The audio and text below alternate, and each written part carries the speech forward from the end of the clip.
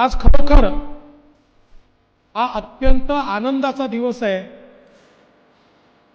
की वर्षानुवर्ष नव्हे तर दशकानुदशक जी भूमी थेंब थेंब पाण्याकरता त्या ठिकाणी तरसत होती, आज त्या भूमीमध्ये प्रत्यक्ष पाणी पोचलेलं आहे आणि त्याचं जलपूजन करायची संधी या ठिकाणी मला मिळाली. तो खरोखर ईश्वराचे आभार मानतो.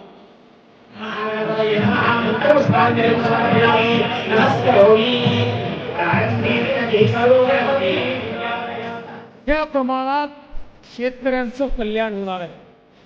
आजही या भागामध्ये इतक्या मोठ्या प्रमाणात टँकर चालतात. पिण्याचं पाणी हे या ठिकाणी खऱ्या अर्थानं आपल्याला मिळणार आहे.